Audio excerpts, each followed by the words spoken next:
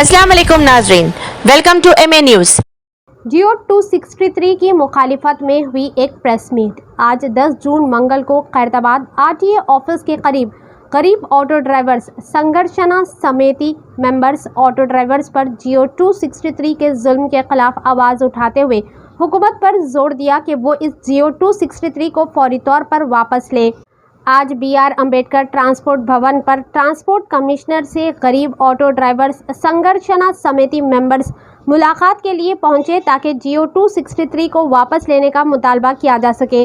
बाद अज़ा हमारे चैनल से बात करते हुए संघर्षना समिति के सदर मोहम्मद इब्राहिम अहमद, सैयद शाकिर समाज सेवक और मोहम्मद हसनुद्दीन ने बताया कि जियो 263 ऑटो ड्राइवर्स के कारोबार को मज़ीद ख़राब कर रहे हैं। इन्होंने हुकूमत पर इल्ज़ाम आयद किया कि हुकूमत ने पहले ही जो वादे किए थे वो अभी तक पूरे नहीं हुए, जिससे कई ऑटो ड्राइवर्स ने अपनी जान दे दी थी। अब इस नए जियो से मज़ीद ऑटो ड्राइवर्स के रोज़गार को मुश्किलात का सामना करना पड़ेगा। जैसे कि सब जानते हैं कि कांग्रेस हुकूमत के आते ही ख़वातीन के लिए जो बस फ्री की सहूलियत फराहम की गई है, तब से ऑटो ड्राइवर्स का कारोबार बिल्कुल ख़राब हालत का शिकार हुआ है।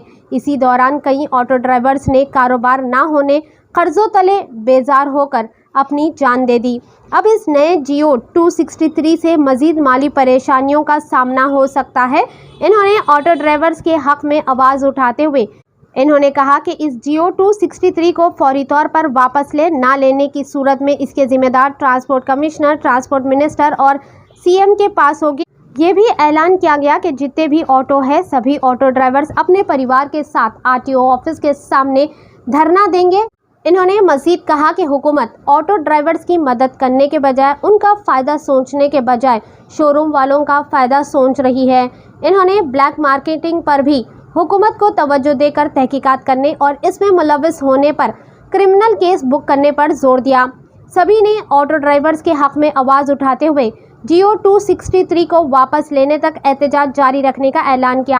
इस मौके पर सदर मोहम्मद इब्राहिम अहमद के साथ मोहम्मद निसार अहमद, उमर, शाकिर, अब्दुल रहमान व दीगर भी मौजूद थे। आइए देखते हैं इस खुसूस में मज़ीद तफसील हमारी यह खास रिपोर्ट में। ऐसे ही अहम और ख़ास खबरों के लिए मोहम्मद हसनुद्दीन नसीम टोली चौकी से ऑटो यूनियन की तरफ से मैं आज ट्रांसपोर्ट कमिश्नर ऑफिस में पेश हुआ हूँ। मेरे साथ सारे साहिबीन मौजूद हैं। अभी मुझसे पहले इब्राहिम साहब और मोहम्मद शाकिरुद्दीन साहब ने अपने बयान दिए।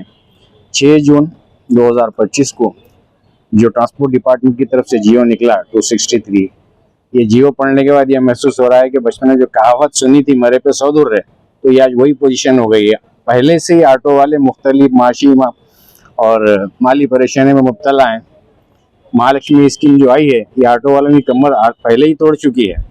जो कुछ भी इनकी रोजी रोटी बच रही है अब ये जियो 263 वो भी बर्बाद होने वाली है। दूसरा मसला, अतराफ के अजला के जो ऑटो वाले हैं वो वहाँ पे कारोबार ना होने की वजह से अपनी गाड़ियाँ नलगुंडा से, आदिलाबाद से, महबूबनगर से, बरगी से, विखाराबाद से इलाके हैदराबाद में चला रहे हैं, जो हज़ारों की तादाद में है। ये इस बात का सबूत है कि उनका रोजगार मुतासिर हो चुका है। जो पहले रोजगार मुतासिर हो चुका है फिर उसके ऊपर आप और क्यों परेशान कर रहे हैं। तेलंगाना हुकूमत ने कोई ऐलान किया था कि ऑटो ड्राइवरों को 12,000 रुपये सालाना इमदाद दी जाएगी। 12 रुपये किसी के अकाउंट में जमा नहीं हुए आज तक।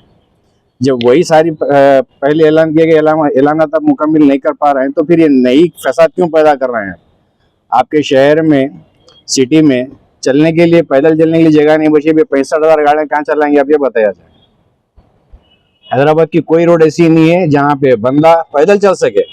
अब ये 65,000 ऑटो के लिए आप कहाँ से इंफ्रास्ट्रक्चर बनाएंगे, कहाँ के आप ये चार्जिंग पॉइंट्स लगाएंगे, CNG के कहाँ से लाएंगे। सारी चीज़ों को देखते हुए, उनको मद्देनजर रखते हुए आगे का लाएमल तय करने के बजाय बैठे इन्हें आया बोल दिए, उन्हें आया रिप्रेजेंट कर दिए, जियो बना दिए। क्या मजाक कर रहे हैं, हुकूमत कर रहे हैं आप लोग। आखिर ये क्यों ऑटो वालों की जिंदगी में खिलवाड़ करना चाह रहे हैं। अगर आप ऑटो वालों की जिंदगी में खिलवाड़ करना चाह रहे हैं तो उनको बुला के उनके हाथों में जहर की शीशियां दे दीजिए। आप अपने बच्चों किस तरह पालेंगे, उनके बच्चों की फीसें किस तरह भरेंगे, वो लोग किस तरह जिंदगी गुजारा करेंगे, आप लोग वो नहीं सोचते। बस कोई आया उसका बोल दिया, नया बता दिया, नया बता दिया। ये क्या है, जियो के मामूली खेल है ये। पहले के जियो क्या कर रहे हैं, उस पर तो अमल नहीं कर रहे। नई की कहानी क्या लेके बढ़ रहे हैं। पहले उसको तो साफ करो आप। अगर आपको करना ही है तो पहले 12,000 का जो वादा करे आप पहले वो अकाउंट्स में ट्रांसफर कराइए। और जहाँ तक मेरा मुतालबा है, सारी यूनियन की तरफ से मैं आवाज से बुलंद ऐलान कर रहा हूँ, उसकी मुखालिफत करूंगा कि पहली फुर्सत में जियो को रद्द कर दिया जाए।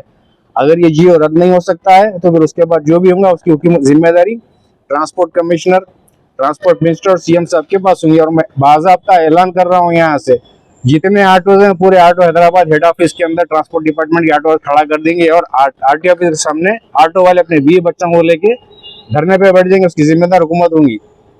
हुकूमत फिर एक बार गौर कर ले इस मामले पर। वालेकुम, मैं मोहम्मद इब्राहिम अहमद, गरीब auto union president Telangana state. Telangana government जो ऑटो रिक्शे के बारे में 263 जियो जो लाया, इसके खिलाफ है हम कि तेलंगाना गवर्नमेंट को ये मालूम होना चाहिए कि तमाम ड्राइवर्स आज कारोबार न रहने की वजह से, बस फ्री होने से कई लोग सुसाइड कर लिए। ऑलरेडी हम लोग इसको ह्यूमन राइट को और लोक आयुक्त में केस भी फाइल करे, टीसी जेटीसी प्रिंसिपल सेक्रेटरी को भी मेमोरेंडम देना चालू हुआ। ये रातें रात जो बैठ के जो जियो पास गया, पब्लिक डिमांड पर रहे, अगर पब्लिक को अगर मीडिया के द्वारा और इंटेलिजेंस के द्वारा अगर सर्वे कराए तो आज हमारे तेलंगाना में कांग्रेस गवर्नमेंट फेलियर है। जो 12,000 रुपए ड्राइवर्स को देता बोले, सनशाइन बोर्ड देता बोल के जितने वादे इलेक्शन में करे थे, तेलंगाना में खजाना नहीं है, उस वजह से नहीं दिया। हम उसके खिलाफ वर्जी नहीं कर रहे, लेकिन आज जो ड्राइवर का जो हालात कर दिए ये लोग सिर्फ शोरूम और फाइनेंस और ब्लॉक मार्केटिंग को बढ़ावा देते हुए ये काम जो कर रहे हैं, ये काम सरासर गलत है। हम इसके खिलाफ है, आवाम भी इसके खिलाफ है, ड्राइवर इसके खिलाफ है। आज एक लाइसेंस पे गाड़ी दे रहे, लाइसेंस की कीमत बनाने का तो 3,000 4,000 हो रहे, वो फाइनेंसर और डीलर शोरूम वाले जो है ये 5-5 हजार 10-10 हजार में लाइसेंस खरीद रहे, खरीद के ये गाड़ियां ब्लैक मार्केटिंग कर रहे हैं। इनवाइस का रेट जमाने से 2,25,000 है, 2,75,000 में शोरूम वाले गाड़ियां दिए, जिसके ऊपर कोई एक्शन लिया नहीं गया। और आज भी हम गवर्नमेंट को ये डिमांड करते हैं कि जब 20,000 परमिट जब आप खोले तो इस परमिट के साथ साथ गवर्नमेंट का रेट जो है शोरूम रेट प्राइस फिक्स करके बोर्ड डाले, ड्राइवर को इनवाइस दे और 0 इंटरेस्ट पे 0 डाउन पेमेंट बैंक लोन पे गाड़ियां प्रोवाइड करे। खास तौर पे जितने भी ऑटो ड्राइवर्स को आप जो गाड़ियां लाइसेंस पे देना चाह रहे, ये लोगों को, तमाम लोगों को, ड्राइवरों को जो है बैंक लोन सब्सिडी दीजिए, आप 40% सब्सिडी दीजिए। बसा खुलने के बाद आज रोड के क्या हालत है, स्टेट के क्या हालत है, स्टेट में रेवेन्यू की कितनी तकलीफ हो रही है, ये गवर्नमेंट को भी मालूम है, अवाम को भी, चंद लोगों खास लोगों को मालूम है। हर गरीब आदमी से लेके बड़ा आदमी तक दुनिया का परेशान है। जो कांग्रेस गवर्नमेंट को इसलिए लाए थे कि गुज़िश्ता गवर्नमेंट में कुछ काम नहीं हुए, कुछ चीजों की गवर्नमेंट नहीं मानी, गवर्नमेंट में फखर आने की वजह से अवाम को इग्नोर करने से अवाम जो है कांग्रेस हुकूमत को लाई। कांग्रेस हुकूमत को लाने के बाद में ये हिसाब होगा, ऊपर परत बिछा के दलदल में ढकल दी गवर्नमेंट हमारे को कि ड्राइवरों से ऐसी क्या दुश्मनी है आपको जो 7 तारीख को ईद है, 6 तारीख के दिन आप जियो पास करे।